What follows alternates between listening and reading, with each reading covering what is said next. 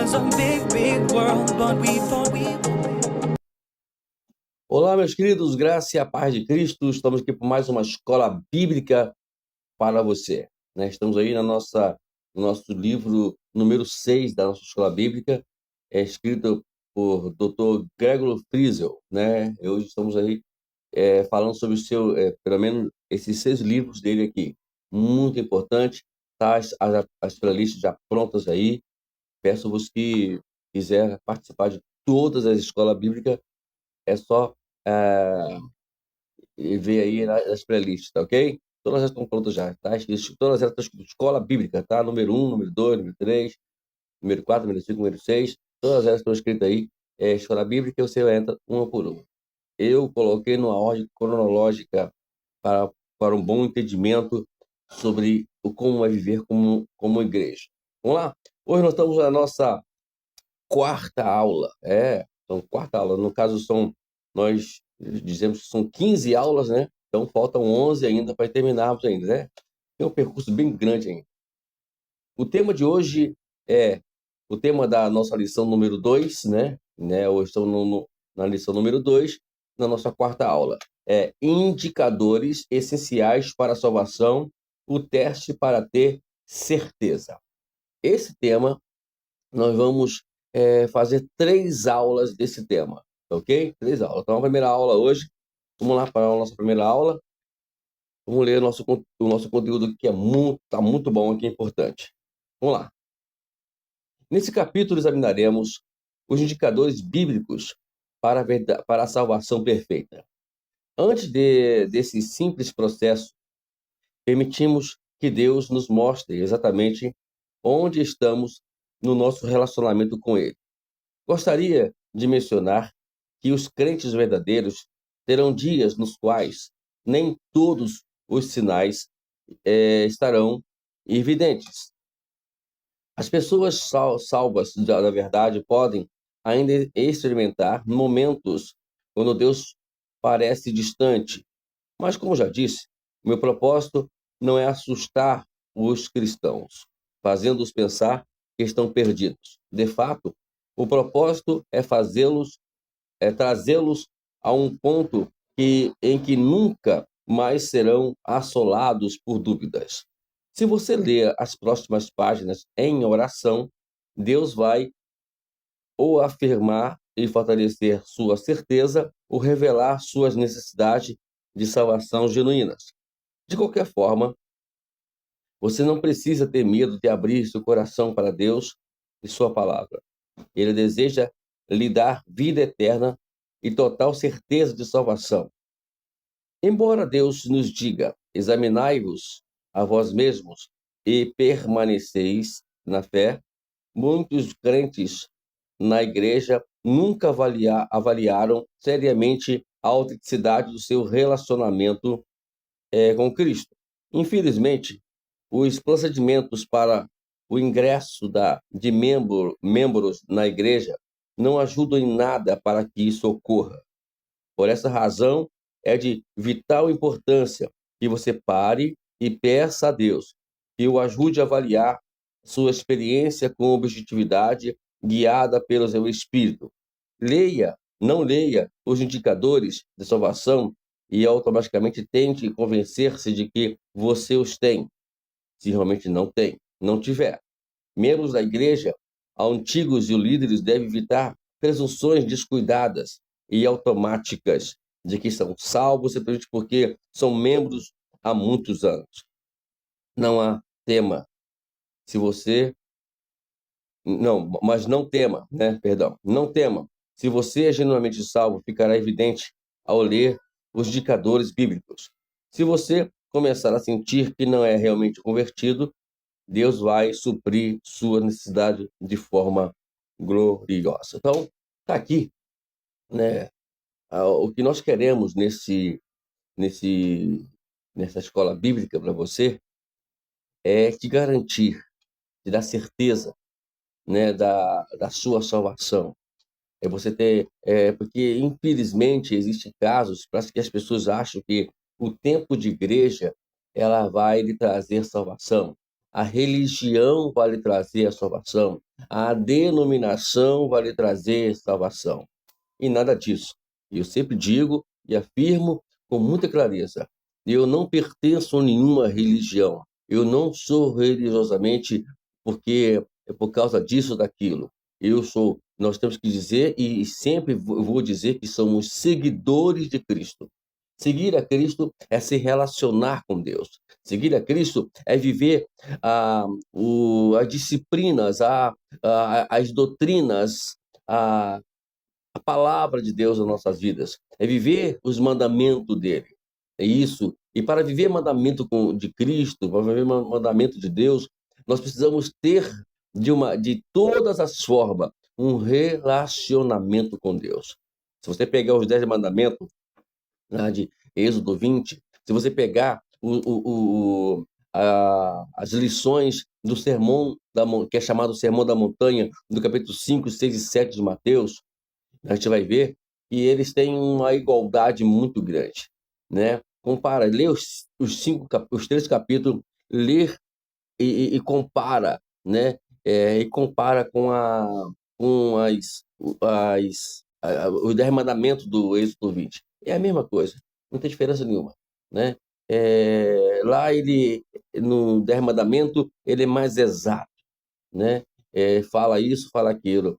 E ali nos 3 capítulos de Mateus, 5, 6, 7, Jesus ele procura simplificar, mostrar de forma prática como funcionar os 10 mandamentos. Como funcionam os 10 mandamentos. É muito importante que você faça essa comparação e você estude de forma sistemática para a sua vida. Uma coisa que eu gosto de sempre mostrar passagens bíblicas, né? Que na verdade vai nos dar algumas diretrizes. Deixa eu ver isso aqui, que a qual nos colocou, que é 2 Coríntios 13, e o versículo 5. Olha o que diz aqui o apóstolo Paulo em 2 Coríntios 13, versículo 5.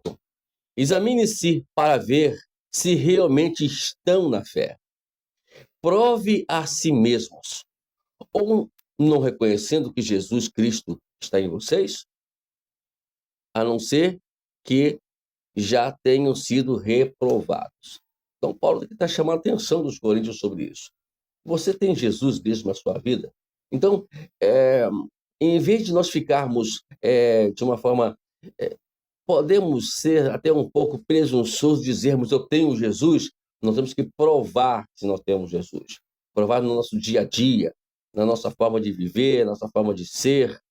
É justamente isso era o problema de Nicodemos. Nicodemos ainda, ele era uma pessoa religiosa, uma pessoa que, em tese, cumpria todos os mandamentos de Deus, uma pessoa estudada na lei, mas lhe faltava exatamente essa coisinha que parece pequenininha, mas ela faz um estrago grande na vida do cristão, que é relacionamento com Deus.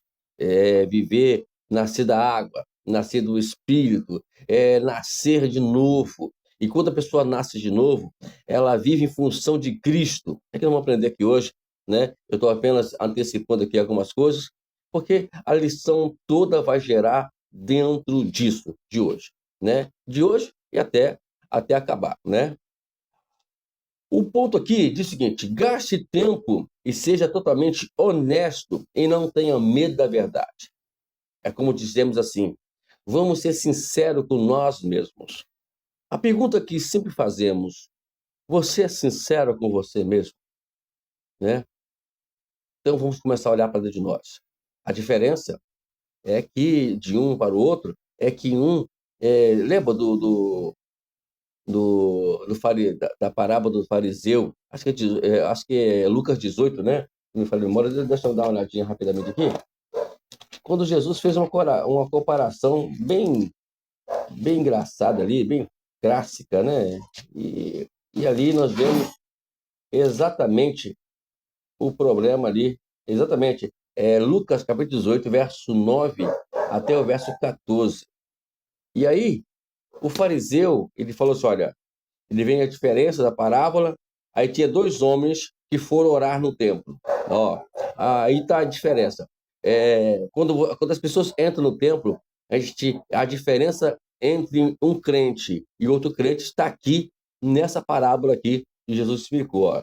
O fariseu, ficou em pé e orava para si mesmo, dizendo: ó Deus, te dou graças, porque não sou como os demais homens roubadores, injustos ou adúlteros, nem ainda como esse publicano. Jejuo 2 vezes por semana, dou o dízimo de tudo que ganho. Né? Então, ele se achava o grande homem, o super religioso, o super salvo. Quantas pessoas estão aqui na igreja hoje se vangloriando por aquilo que faz em função da igreja? Tome cuidado se você que faz isso. Tome cuidado, que pode ser que você está se quadrando dentro dessa categoria aqui, que é infeliz, na verdade. Não vai ser salvo nunca, não vai receber salvação nunca. Vamos tomar cuidado. Você que diz que ora muito, você que diz que, que vai à igreja todas as vezes, né? Que faz isso, que faz aquilo, que jejua, que ora, que faz tudo. Cuidado. Cuidado que a gente pode estar nesse caminho. Não estou dizendo que você esteja, não. Você pode estar nesse caminho. E é um caminho sem salvação. Agora, vamos lá. O outro, no versículo 13, olha o publicano, estando em pé, longe nem mesmo ousava levantar os olhos para o céu, mas batia no peito, dizendo: Deus, tem pena de mim, que sou pecador. Agora entra esse ponto de partida. A gente vai falar daqui a pouquinho sobre isso, o tema fala sobre isso hoje.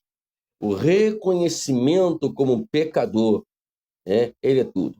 O fato de eu fazer, né, e fazer, não justifica eu dizer.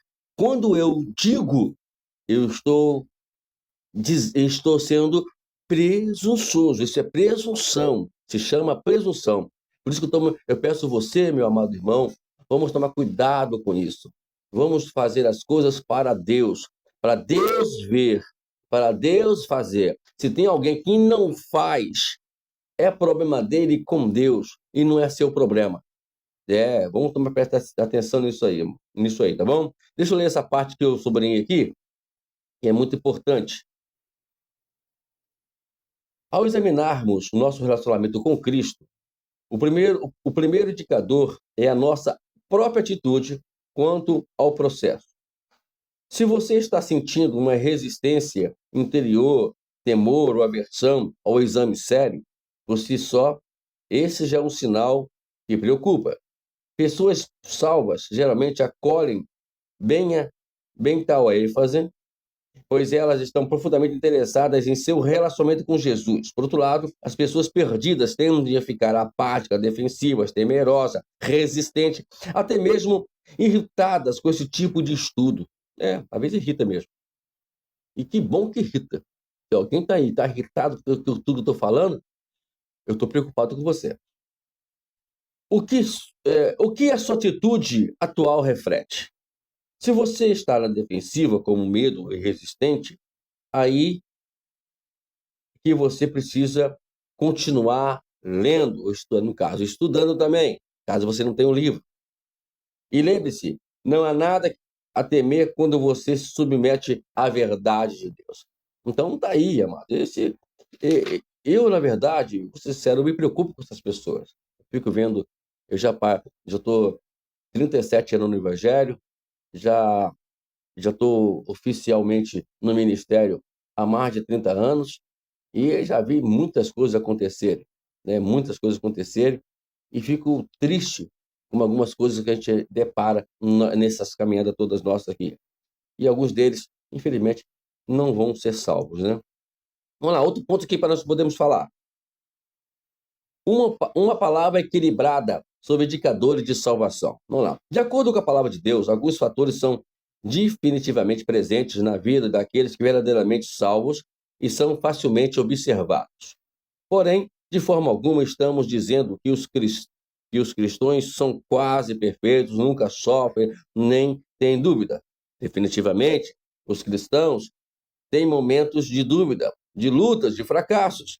Para evitar medos ou dúvidas infundadas, devemos todos lembrar que o professor Donald Whitney, do Seminário do Sul do Brasil, do Sul dos Estados Unidos, disse: a Bíblia requer apenas a presença das evidências e não perfeição delas. A exigência, sabe, de que tem que ser assado, e faz uma força para poder ser. Gente, ser cristão é uma coisa natural, é viver com marido e mulher naturalmente, é amar um ao outro, é viver se relacionando um com o outro. Quando um casal ele tem um relacionamento legal, eles não precisam de provar nada para ninguém. Eles são o que são e vão ser o que são eternamente, até que a morte os separe. E assim também é a nossa vida com Jesus, o nosso relacionamento com Deus. Eu não tenho que provar nada para ninguém. É eu que tenho que ver isso na minha vida.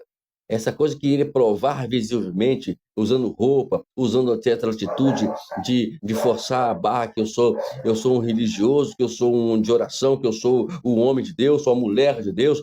Quando nós forçamos essa barra, prova que a gente, na verdade, estamos perdidos. Isso eu falo isso com experiência, né? Eu já passei por isso já deparei com várias situações dessas já. Eu estou falando aqui não é algo que eu estou vendo no momento, né? Eu estou falando algo que eu vejo, eu vejo todas as minhas, todas as caminhadas que eu já passei. Eu já estive nessa situação, já estive nesse lado aí e sei muito bem o que é isso, tá bom? Vamos lá. Aqui, ó, cara leitor, é essencial que você examine agora os indicadores da salvação com seriedade. Se os indicadores não estiver, não, se os indicadores não estão evidentes, você deve assumir que não recebeu um novo nascimento. É muito importante agir pelo lado da segurança e buscar a Deus do que facilmente assumir que você é salvo e perder tudo. Entendeu? Então, a verdade é que não vamos ter nenhuma pegadinha nisso tudo aqui, né? Outro ponto aqui, antes de nós falarmos sobre indicadores, é examinando-nos a nós mesmos, o teste mais provável de nossas vidas. Existe um problema muito sério que nós precisamos resolver a cada dia na nossa vida. Pararmos de ver a vida do outro irmão. Quando nós pararmos com isso, muitas coisas vão mudar nas nossas vidas. A Bíblia não manda eu examinar as pessoas. Ela manda, né? Ela manda examinar a mim mesmo. Quando ela manda julgar a profecia, que é a pregação, é você verificar na palavra de Deus. Por exemplo, nós temos aqui, deixa eu pegar aqui, vários livros, né? Eu sou a favor do bom leitor. O bom leitor desenvolve a mente, um bom leitor, ele aprende mais, só com uma ressalva. Todo livro deve ser lido acompanhado com a Escritura Sagrada. Eu tenho que julgar, né, o leitor. É por isso que quando eu indico livros para as pessoas, eu indico livros que eu conheço, que foi examinado, tem uma comparação, elas são relativamente ligadas à palavra de Deus, são assuntos que nós precisamos, porque a nossa mente, na verdade, ela fica fechada. É Bíblia, Bíblia, Bíblia. Não, você nunca vai conseguir entender a Bíblia como você quer entender.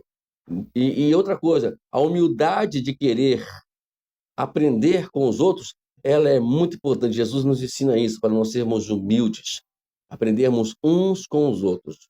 E os outros, na verdade, é o seu pastor, os outros é o seu amigo que está ao teu lado, a sua amiga que está ao teu lado, e também livros importantes, né? Eu tenho aqui, faço questões de dizer, um bom leitor, ele desenvolve muito bem a sua vida cristã. Eu falo isso com propriedade, e muita propriedade, né? Então, e outra coisa, né? Se você ainda não entrou em nenhuma academia teológica, né? Por favor, entre, faça academia teológica. Ela é muito importante. Ela vai fazer que vai te ajudar a encontrar ou entrar na Bíblia com facilidade, tá bom? Tá aí o recado para você. Vamos lá. Concentre a sua atenção, não deixe que nada, distraia os seus pensamentos ou interrompa a sua leitura. Estou falando daqui, tá? E também de outras leituras também. É muito importante ler todas as páginas seguintes que nós vamos falar aqui, pois assim, qualquer incerteza que surgir pode dar lugar à resposta de Deus. Olha, quantas respostas eu já tive de Deus lendo um simples livro desse aqui. A leitura, o crente preguiçoso é aquele crente que nunca desenvolve, não desenvolve.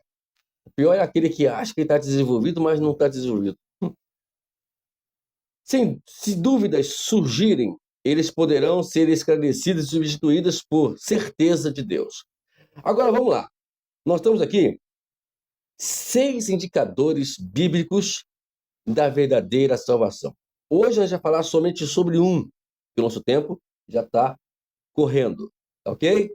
Aí semana que vem a gente vai falando, como nós temos aqui 3 aulas dentro desse assunto aqui, falando sobre indicadores bíblicos, a gente vai falar sobre 3 aulas, então vou falar sobre uma hoje, vai falar sobre outras na próxima aula, e assim, na terceira aula, vamos terminar. Vamos lá? Vamos lá. Número 1. Pessoas salvas sentiram convicção do pecado e confiaram em Cristo para ter a vida eterna. Vamos agora entender aqui alguns versículos que eu vou ler aqui. Vamos lá. João 6,44. Olha lá. Ninguém pode vir a mim se o Pai que me enviou não o trouxer. Eu ressuscitarei no último dia. Outro versículo, Lucas 13,3. E quando ele vier convencer... Não, Lucas não é. Eu vou ler, depois eu falo o versículo, senão eu vou embolar tudo aqui. E quando ele vier, convencerá o mundo do pecado, da justiça e do juízo. João 6,16,8.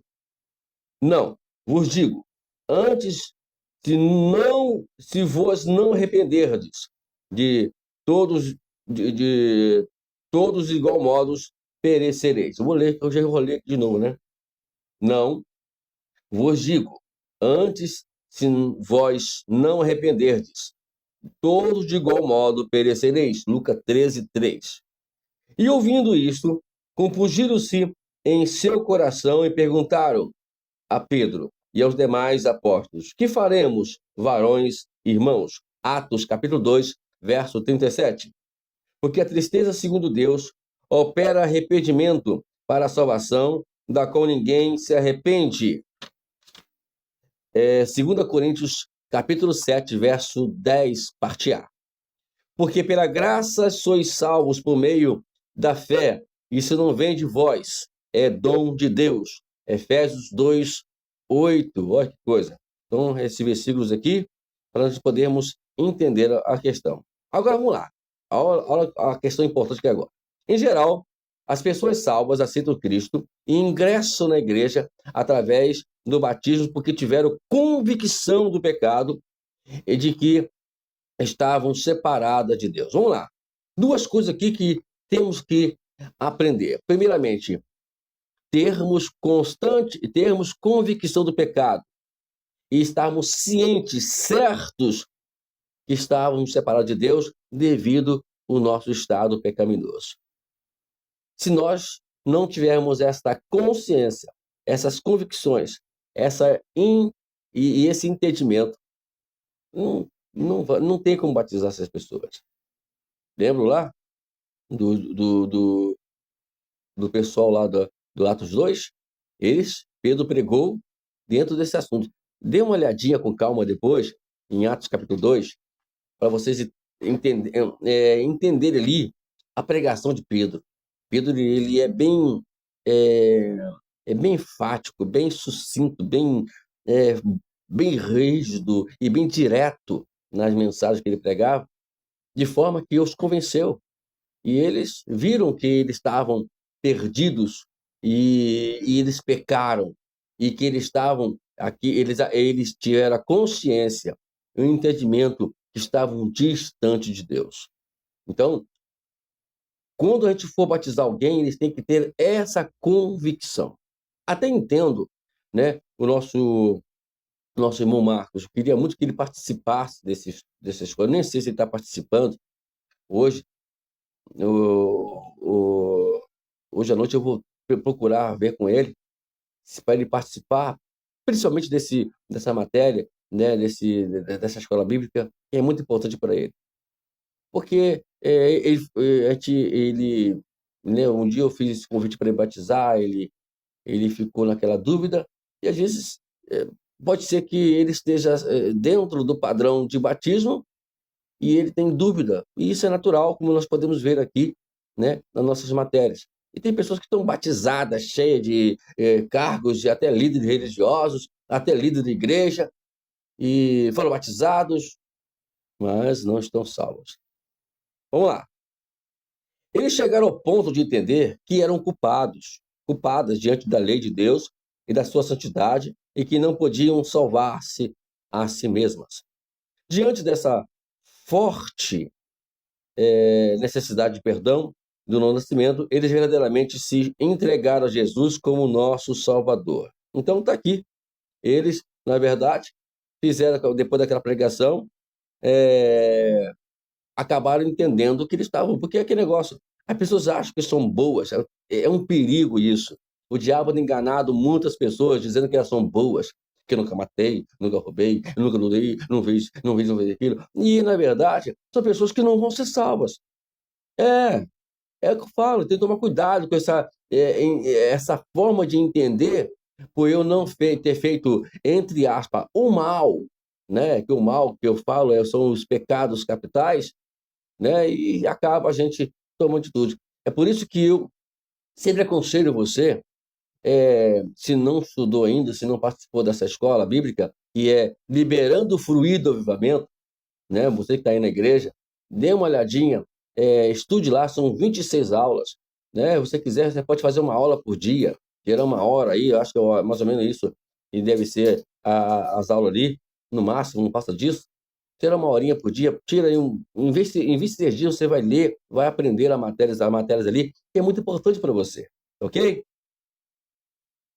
E para a gente não ficar enganado na igreja.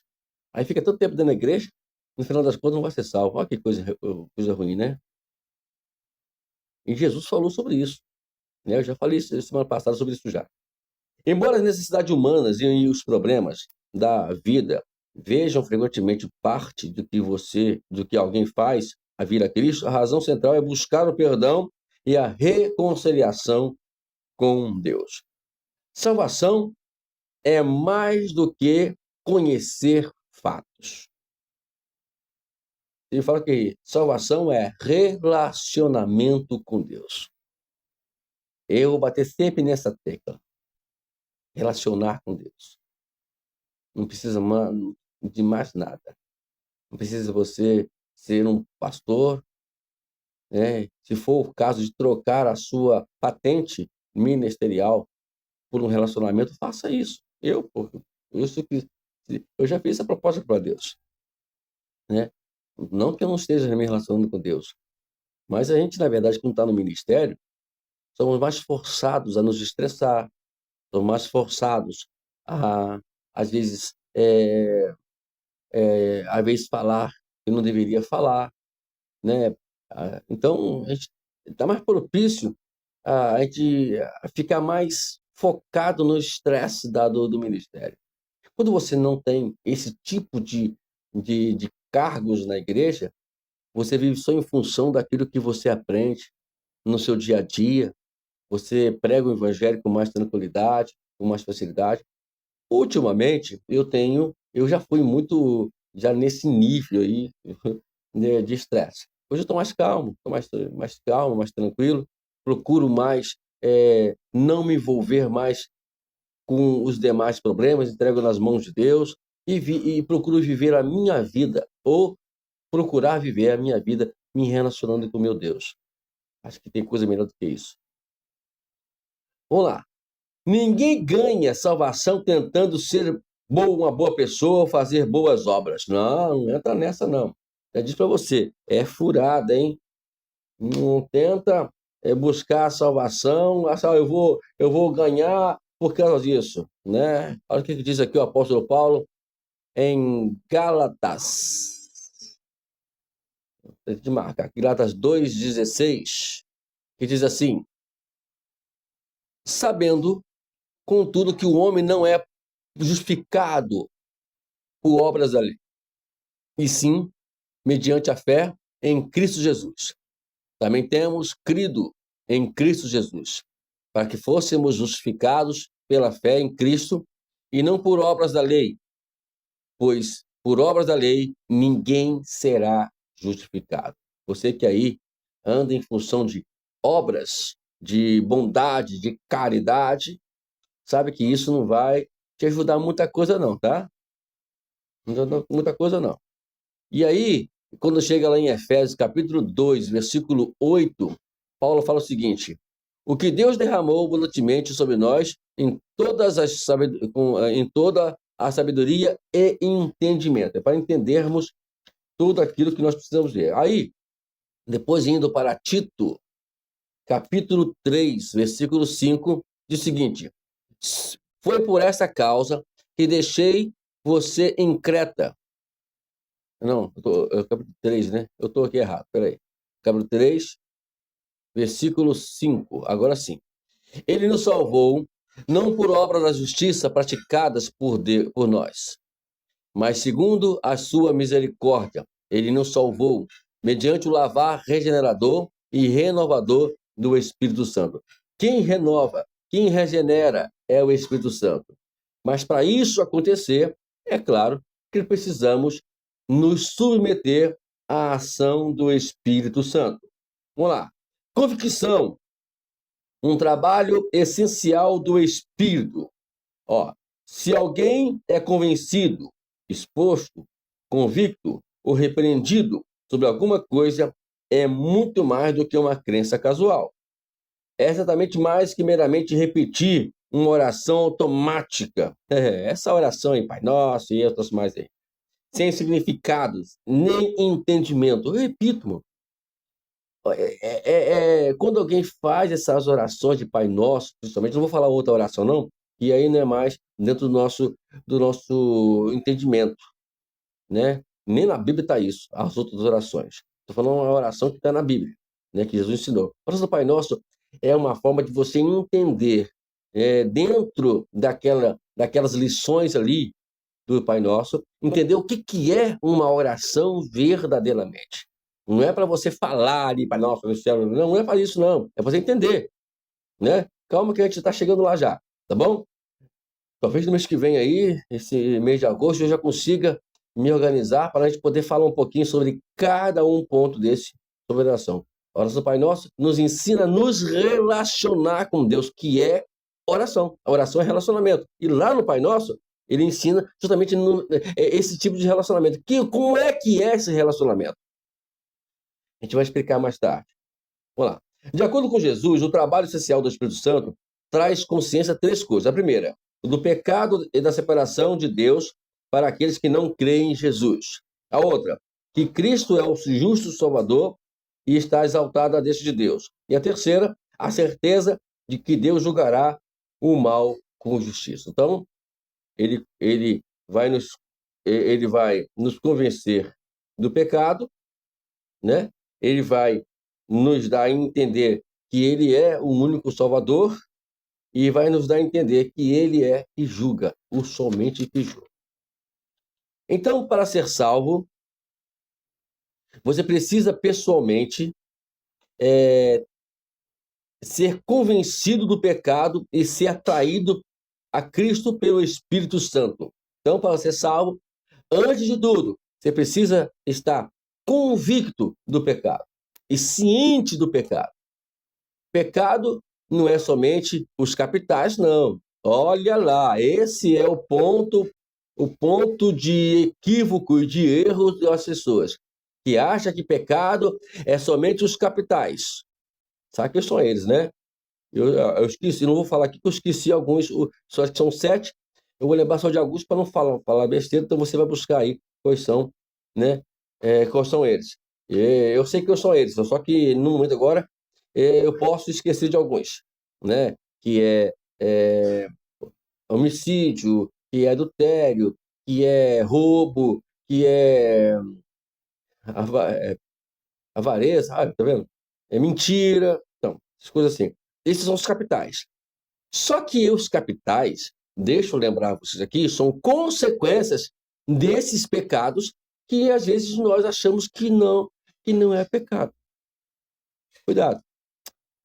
Para isso, repito, é só entrarmos ali na playlist do livro da Escola Bíblica Liberando o Fruir do Avivamento. Lá nós discriminamos, detalhamos com forma bem clara quem são esses pecados que vão levar até os mais outros. Em Atos 2:37, a pregação poderosa de Pedro trouxe claro o entendimento à profunda convicção, como nós falamos, né? De fato, os ouvintes terem sido compungidos em seus corações causou imediato arrependimento, obediência em fé e convicção genuína. A palavra grega para compungido é katanusso, que significa perfurar, atravessar completamente, e figuradamente significa perfurar violentamente ou deixar assombrado, entristecido por suas ações. É isso que aconteceu lá com aqueles 13.000 pessoas. Foram perfurados pela palavra de Deus. E nessa perfuração conseguiram vazar todo o mal e eles reconhecerem os seus pecados. Tá bom? Vamos lá. Por que de aceitar a Jesus é importante? A convicção do Espírito de Deus traz pessoas ao ponto de perceberem que são culpadas diante da santa, perfeita lei de Deus. O Espírito Santo, então, faz os verdadeiros convertidos perceberem que sua salvação é um presente de Deus pela graça através da fé. Tomados por essas verdades essenciais, eles são movidos a orar, aceitando Jesus como seu Salvador. Para alguns, esse processo pode ser mais gradual, onde a verdade espiritual vai sendo aclarada, e por outros, a revelação é dramática e distinta. Isto é, daí, quando a pessoa é convencida ou se deixa se convencer pelo Espírito Santo, mediante a leitura da palavra, e não vamos esquecer disso, né? A palavra de Deus, o Espírito Santo vai convencer as pessoas quando nós olharmos claramente para a Bíblia de forma clara. Nunca vamos esquecer, a Bíblia é um livro contextual. Ela não precisa um texto tem que ser lido, mas a Bíblia tem que ser averiguada para poder fazer o contexto, para poder dar aquela certeza do que aquele texto está dizendo. É por isso que, volto a dizer, academia teológica, ler livros bons, né? Se você quiser, estou aqui à sua disposição para te ajudar, né? Se fala que um grande obreiro, um grande obreiro, um grande pregador, ele é conhecido na sua essência por aquilo que ele lê, por aquilo que ele tem. Quando ele tem ele forma uma biblioteca, é sinal que ele é amante da palavra. Quando ele não forma, ele é apenas um leitor comum da palavra. Vamos lá. Está entendendo? Então, ele vem pelo conhecimento do que a Bíblia diz. Não por aquilo que eu acho que tem que ser. Então, esse achismo hoje tem levado muitas pessoas a acharem que conhecem a Bíblia. Eu reconheço, né, por tudo que eu tenho lido hoje aqui, né, por tudo que eu tenho estudado, pelo o seminário que eu já fiz e que eu estou fazendo, eu ainda reconheço que eu preciso aprender muito mais ainda. Por isso que não vou dizer que eu assisto todas as aulas do meu amigo Aguinaldo, mas ontem mesmo eu assisti às aulas dele lá e achei legal, ó. Aguinaldo, tá de parabéns aí cada dia mais, né? Vamos lá. Olha só essa coisa que interessante. A taxa de abandono, a igreja nos fala dos perturbadores, números de decisões evangelísticas, ingressos, igrejas que não estão produzindo conversões de verdade. Em muitos casos, as práticas modernas de evangelismo são extremamente breves e superficiais, com pouca ou nenhuma ênfase em arrependimento. Não há dúvida de que a taxa de abandono à igreja é muito maior entre as pessoas que aceitam Jesus sem convicção ou seriedade. Muitas cruzadas evangelísticas de hoje produzem taxas de abandono alarmantes. No entanto, há exceções e algumas têm sido melhores taxas de conversões duradouras. Essas observações não são uma crítica generalizada a todo o evangelismo em massa. Não vamos criticar o evangelismo em massa, mas que a estatística mostra claramente que o abandono da igreja hoje estão sendo alarmante, de pessoas que vão para a igreja, aí vão lá, fazem um trabalho evangelístico numa praça, no ar livre, mas cuidado, e aí faz o ar livre e tal, prega para praga, aí a pessoa aceita Jesus, não tem um trabalho para poder ensinar para elas a palavra de Deus. Que após uma pessoa se decidir ir para a igreja, não está citando Jesus, a ir para a igreja, ela é a possibilidade, a oportunidade que a igreja tem que fazer, os líderes da igreja fazer, é ensinar ela verdadeiramente a palavra de Deus para elas terem certeza da sua salvação. Ok? A pregação não clara coloca os ouvintes em risco, apelos evangelísticos superficiais e promove decisões superficiais. Então temos aí, né, o caso aí da parábola do semeador, que você pode ler em Mateus, capítulo 19, capítulo 13, ler com calma isso lá. Eu não vou ler aqui, que o tempo não permite, mas vejamos aqui que as pregações ocas, sem profundidade, sem uma verdade bíblica, sem um esclarecimento bíblico, eu me preocupo muito com isso. Eu sou muito chato. Gente, eu sou muito... Não é porque eu conheço a Escritura, é que eu não vou ouvir as pessoas pregando. Eu gosto de ouvir as pessoas pregando, mas claro, eu quero que as pessoas... Eu sempre digo, como eu disse para uma determinada pessoa, eu quero que me convença. Eu estou ali para ser convencido. Ah, mas pastor, eu não tenho que convencer homem. Tem que convencer homem, sim. Convencer Jesus, ninguém convence Jesus. Você tem que convencer os homens. E eu quero que as pessoas, quando estiverem pregando, me convençam. Me convençam. Porque se não me convencer, por certo, não estarão convencendo mais ninguém. Tá bom? Então, não vem nessa que eu estou pregando para Deus. Não está pregando para Deus, não. Tem que pregar para as pessoas. Tem que ensinar para as pessoas com a ajuda do Espírito Santo. É por isso que temos que sempre estarmos ali, né, pedindo o Espírito Santo para poder nos ajudar, para nos esclarecer, para nos ajudar. Não vem com essa de abrir Bíblia e pregar aleatoriamente. Tem que estudar, entender o texto para você pregar para as pessoas ouvirem a palavra de Deus e entenderem o que elas têm que fazer para poderem seguir com Cristo. Essa é a nossa função. E se não faz assim, gente, Deus vai julgar a gente, viu? Está lá. Eu queria que você lê Tiago, capítulo 3. Deixa eu ler para você aqui. Vou ler. Eu sou um pouco meio coisa, eu não aceito isso. Olha lá. Tiago, né? Hoje eu estou desligado, né? Peraí, agora sim. Olha esse Tiago, capítulo 1, versículo 3. Diz o seguinte: meus irmãos, não sejam muito de vocês, mestre, sabendo que seremos julgados com mais rigor. Olha só a responsabilidade. Melhor que eu nunca fosse pregador, de ser um pregador, de ser um anunciador da palavra e ser julgado por uma irresponsabilidade de trazer palavras a qual não é contextual, que não vem convencer. Tem que convencer. Quando eu prego ali, eu estou aqui para convencer os meus pastores, convencer os meus irmãos do que a palavra de Deus está dizendo.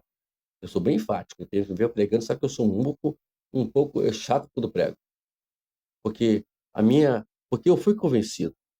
Se eu fui convencido, agora eu vou ter que trazer uma palavra convincente. Se a pessoa não se convenceu, aí não é problema meu mais. Mas eu trouxe a palavra convincente.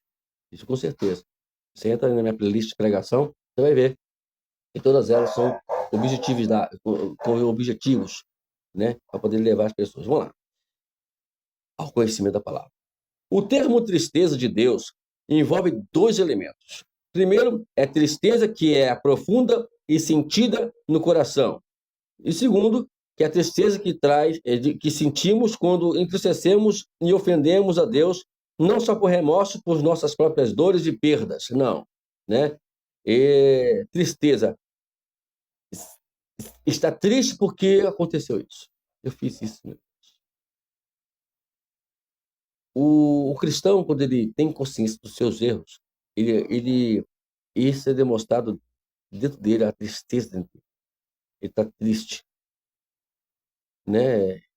Porque ele ofendeu a Deus, porque ele está triste, porque fez alguma coisa que não era legal, que é a palavra de Deus. E quando ele ouve a palavra, né, ele está convencido de que ele precisa largar aquele pecado. Vamos lá. Salvação tem a ver com reconciliar, ou melhor, a salvação tem a ver com estar reconciliado com Deus, não somente para obter felicidade para nós mesmos, não. É reconciliar com Deus, andar juntamente com Deus. Sempre faz a perguntinha: o que você vive hoje, o que você anda e pensa hoje? Você tem certeza que Deus está próximo de você? Não, se você tem certeza, é pior ainda, né? Você vai ter certeza que Deus está ouvindo. Aqui você, às vezes, pensa mal do teu irmão, fala mal do teu irmão, fala mal do teu pastor, fala mal da sua pastora, fala mal do seu diácono, fala mal do seu presbítero. Se você está falando mal, cuidado. Cuidado que eu torço para ficar feio pro teu lado, né? Deixa eu ler essa passagem aqui, que eu coloquei aqui interessante. Vamos lá, João, capítulo... cadê o João? Tá aqui. João, capítulo 6. Agora sim, fez certo. Versículo 26 e 27. Diz o seguinte: Jesus respondeu: na verdade, verdade, lhes digo, que vocês estão me procurando onde não viram sinais, mas porque comeram os pães e ficaram satisfeitos. Trabalhem não pela comida que se estraga, mas pela que permanece para a vida eterna, ao qual o Filho do Homem dará a vocês, porque Deus, o Pai, o confirmou com o seu selo. Jesus está dizendo isso depois daquele povo que estava atrás de milagre. É como acontece hoje. As pessoas muitas vezes não estão... e nós somos o responsável. Olha, cuidado. Outro erro que muitos de nós pregadores e pastores cometemos é atrair as pessoas por causa do milagre. Não, nunca façam isso. Tem que atrair as pessoas pelo conhecimento da palavra de Deus. Por isso que eu não prego. Eu gosto de pregar a Bíblia, pregar os princípios bíblicos, para poder as pessoas largarem essa ideia. Eu estou ali por... não, milagre não. Se for encher a igreja por causa disso, eu posso encher a igreja, se quiser, posso encher, não tem problema nenhum, né? O problema é que eu vou pagar um preço alto por isso, como vão pagar preço alto por isso. Alguns estão até desviados hoje que fazem isso, né? E Jesus deixou bem claro: não, vocês vêm a mim por causa da comida, não, isso perece, isso aí vai estragar. E você tem que procurar o alimento que vai lhe dar, que vai lhe proporcionar e vai permanecer vocês na vida eterna. Esse alimento. O que aconteceu mais à frente, você vai saber a história. Você já conhece a história? Todo mundo vazou. Só ficou os 12, né? E Jesus ainda virou para os 12: e vocês? Quer acompanhar eles? Aí Pedro falou assim: não, Senhor. Para onde iremos nós, que só o Senhor tem a palavra de vida eterna? No instantinho, cara. Para muitos, Jesus é apresentado com muito mais como um técnico de obtenção de sucesso e riquezas do que como Deus santo, salvador e juiz. Infelizmente é pregado aí pregação de autoajuda, pregação coach. Sai fora disso, tá bom? Sai fora disso. Vamos terminar já a primeira parte aqui. Quando as igrejas focam mais em agradar as pessoas e menos em agradar a Jesus, o resultado é milhares de membros que nunca se converteram. Tá aí. Igrejas cheias, né? Eu não vou dizer que julgar como elas estão cheias, mas em alguns casos, pessoas enchem a igreja com mensagem coach, com mensagem de autoajuda, com, bati- com, ba- com pessoas que a qual ainda não pastores e líderes que querem apenas agradar pessoas e não a Jesus. Olha o cuidado, olha o problema aí, né? Para terminar, embora essas pessoas sejam legais, elas não são convertidas. Foi o caso de Nicodemos. Jesus mais tarde enfatizou isso em Mateus capítulo 7, verso 21 e 24, falando do crescente número de membros da igreja inconversos. É o PT, né? O PT, nossa, não. PT Forsyth observou, vou tirar o PT, né? O senhor Forsyth observou, olha a observação de Forsyth. Nossas igrejas estão cheias das mais queridas pessoas, queridas e bondosas pessoas que nunca sentiram o desespero da culpa ou a maravilha do perdão. Pessoas não se desesperam quando pecam. Pessoas não sabem o que é perdão. Perdão é alegria, é satisfação, é o gozo de estar em Cristo. Isso é o perdão. Não sabe o que é isso. E em busca de milagres, de maior milagres que nós podemos entender, está registrado lá em Atos, capítulo 3, foi o primeiro milagre. 3.000 pessoas se converteram ao Evangelho. Mas não foram conversões de ir na frente e levantar a mãozinha, não. Foram conversões de explicar o que faremos, varões judeus, galileus. O que nós vamos fazer agora? Eu estou aqui desesperado. Eu entendi que eu sou um pecador, eu entendi que eu fiz isso, que eu fiz tudo de errado. O que eu vou fazer agora? O que será de mim? E aí? A pergunta que eu vos faço agora. Você é uma pessoa desesperadora? Uma pessoa tranquila? Fez um pecado ali, um pecadinho ali, tá tranquilo? Tá tão light. Acontece. É. Vamos lá. A pergunta em cada uma dessas indicadores, né, vai ter uma pergunta crucial. E a número 1, que eu vou terminar agora, diz o seguinte: você tem certeza de que experimentou a convicção do pecado e de perdição como principal razão para entregar-se a Cristo e se tornar membro da igreja? Né? Você tem certeza? Já experimentou isso tudo já? Já experimentou a convicção do pecado? Você, da perdição? Né? Tem certeza? Você vai dizer sim, não ou não tem certeza. São 3 opções aqui. Sim, não ou não tem certeza. Bom, é responder com seriedade, com sinceridade, ok? Meus queridos irmãos, essa local termina aqui agora e vamos continuar semana que vem, né? Semana que vem falar sobre os indicadores bíblicos para da verdadeira salvação. Ok? Deus abençoe a sua vida. Até domingo que vem, para dar continuidade aqui à nossa escola bíblica para você. Deus abençoe.